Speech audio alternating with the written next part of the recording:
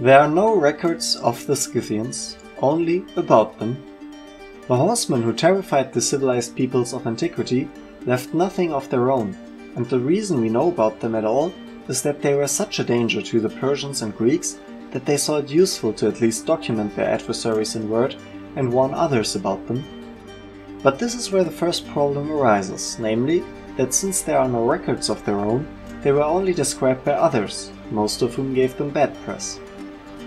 According to Herodotus, they called themselves the Skolots, and are part of the Indo-Germanic language group. The area in which they were active was then also named after them, even if the name has not lasted until today. Other tribes there were the Sacs, Massagets and the Sarmatians, which eventually subjugated them, but let's go back to the beginning. The Scythians of the Greeks were not the same as the Scythians. The Greeks used this term to describe all barbarians east of the Rhine, because these Scythians did not come from there, and we can assume that most of them never even saw the Rhine.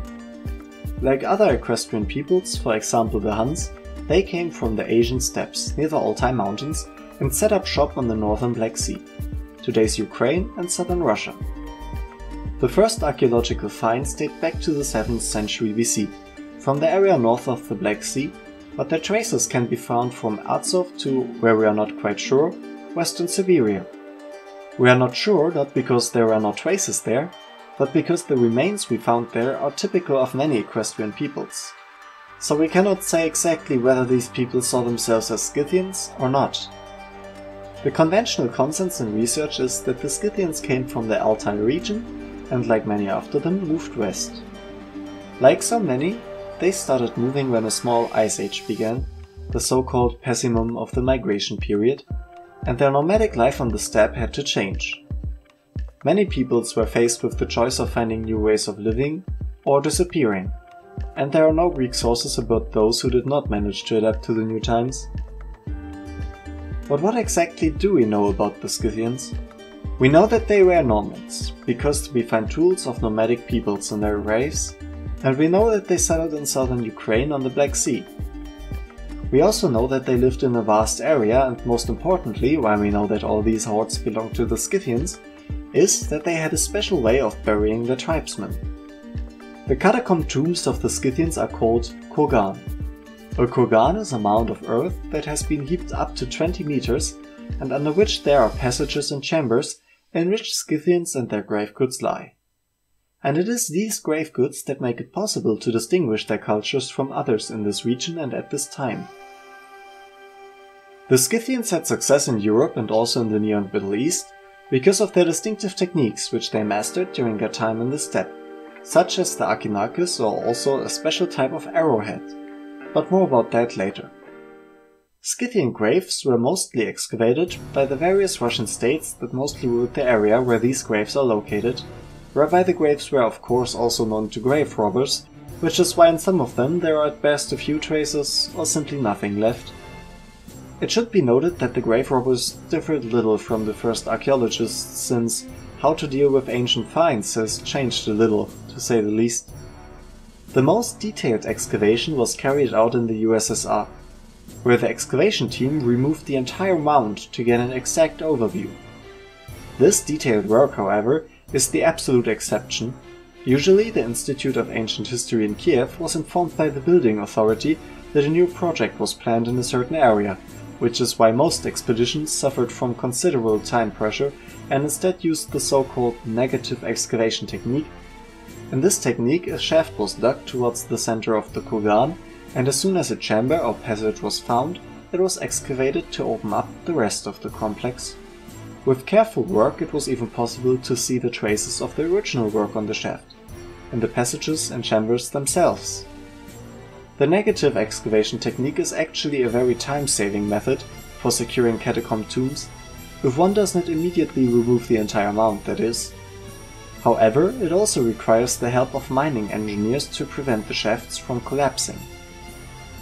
The work used to be done by 30 to 60 workers, with bulldozers being used later, which destabilized the passages under the mound, but were still not as damaging to the excavation as rain, which could soften the entire ground, or worse, if the tomb was at groundwater level, make excavation an immensely more laborious challenge. Since these expeditions suffered from time pressure, we no longer have the opportunity to re-examine many of the graves, as they are buried under shopping centers and panel flats.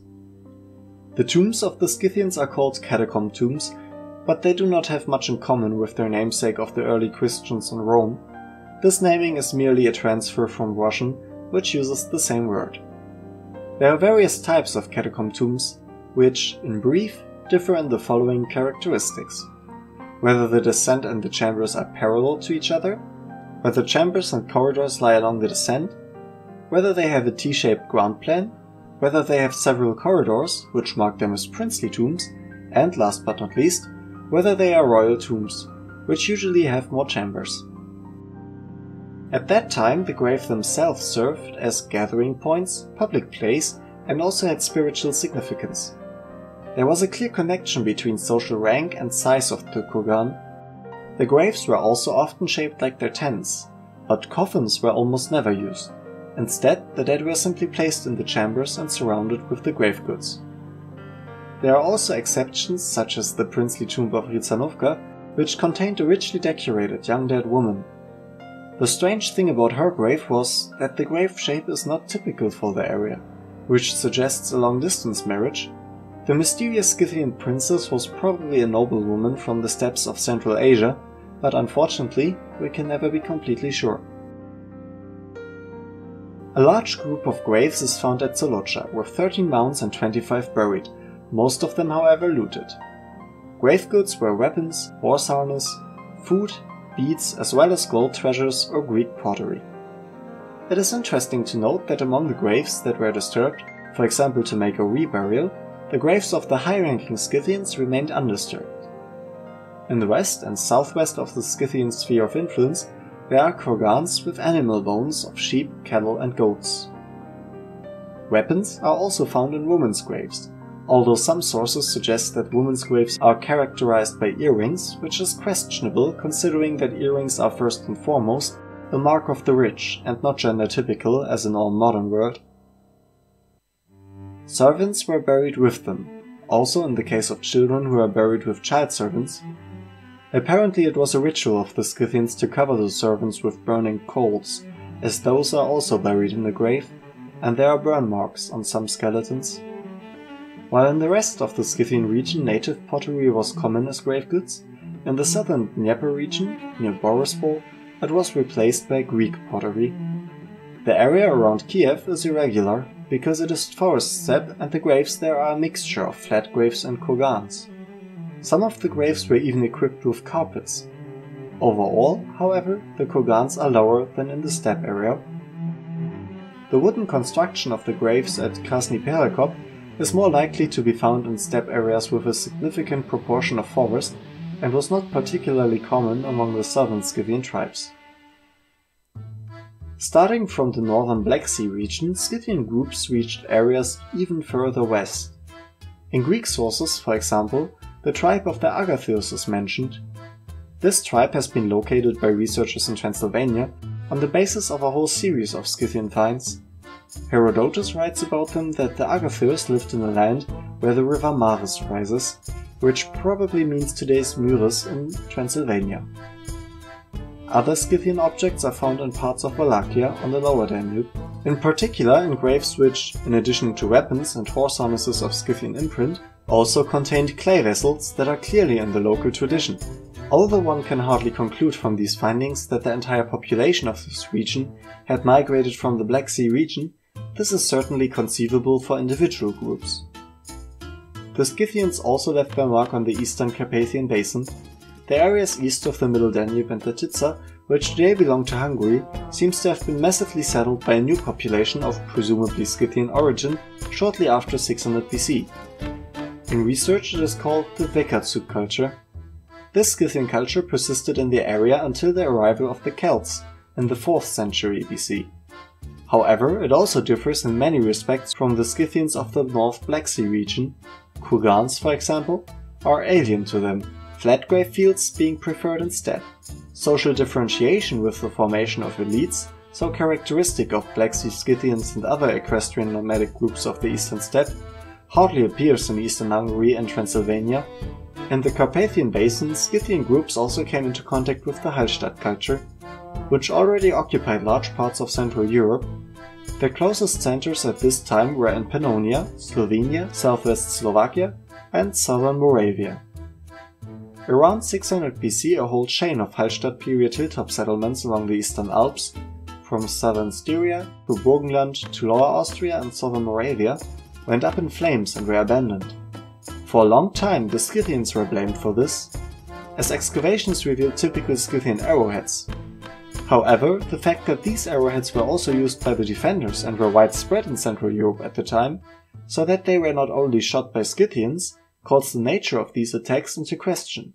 So what historical processes are actually behind these attacks remains a mystery. But not only their arrowheads were sought after technique that other peoples quickly copied. The Akinakis is a mixture of short sword and dagger, which the Scythians brought with them to Europe and the Near and Middle East. What distinguished the Akinakis from the Greek swords was the long handle, which also served as a parry bar. It was often used as a ceremonial and ritual sword, and the Persians, who copied this model from the Scythians, kept it until the 2nd century before time. The Saka also carried this sword, but here it is not possible to distinguish from exactly whom the Persians copied it, since they called the Saka Scythians. Although the way the sword is made differed among the various Scythian groups, a representation of Scythians carrying Akinakis can be found among the grave goods of the tombs of Solocha, I mentioned earlier, in a gold coon and gorid fitting. A funny anecdote is the account of the wounding and subsequent death of King Cambyses, who allegedly swung full force onto his horse, causing his sword to slip from its scabbard and wound him in the thigh. The weapon enjoyed such popularity that we find it depicted in Persian reliefs and vases, and even after its use ended it was still recognized, leading to the erroneous attribution of Paulus Hector Myers, a Jesuit who described the katana of the native Japanese as Akinakis in his reports. However, finds of Scythian objects have also been often misinterpreted as evidence of their presence in an area, as for example in the area of the Lusatian culture in Poland, an area lying northwest of the Black Sea. Here too, numerous finds of Scythian-style objects have been made. The famous gold find from Vettersfelde in Silesia, now Vitsaskovo, whose exquisitely crafted gold plates must have come from a Greek workshop on the North Black Sea coast, was thought to be parts of the tomb of a Scythian military leader whose war campaign had led him all the way up to the river Oder. However, they overlooked the fact that almost all Scythian objects from the Lusatian cultural area came to light in graves of the local population. A closer look at the finds and the subsequent excavation then also proved that this was a ritual-motivated deposit. Scythian groups, or more correctly formulated, equestrian nomadic groups with Scythian characteristics, may have reached Transylvania and eastern Hungary, but they did not reach the core areas of the Hallstatt and Lusatian cultures. Nevertheless, they had an effect on the latter, whereby the effect was primarily limited to the adoption of innovations in weaponry and equestrian technology. Thus, the cultural changes that began in Tuva in southern Siberia in the 9th century BC also reached the eastern edge of Central Europe about 2 centuries later. It should be said that one cannot speak of Scythians in this huge area with its differently oriented sub-regions and the special developments that also became visible there. The Scythian concept can only be defined chronologically and culturally, as it is done in archaeology, but not ethnically. Of course, this does not change the fact that the history of the Scythians for the first time closely links the destinies of Asia and Europe. Perhaps they were preceded by others whom we are not able to assess and identify, or are less able to assess and identify, according to archaeological sources. On the other hand, it is a historical fact that Sarmatians, Huns, Avars, Mongols and Turks followed them on the same, or at least similar path, as well as their influence, which spread to the Greek polis, which from the 3rd century before our time partly adopted their way of fighting, but also of burial. Ich habe keine Fans, darum bleibe ich treu. Ich geb mir keine Mühe und das alles nur für euch, denn ohne meine Fans wäre ich nichts, dann wäre ich nur ich, ohne Mehrwert für dich. Ich habe keine Fans, doch bleibe ihnen treu. Ich geb mir keine Mühe und das alles nur für euch, denn ohne meine Fans wäre ich nichts, dann wäre ich nur ich, ohne Mehrwert für dich.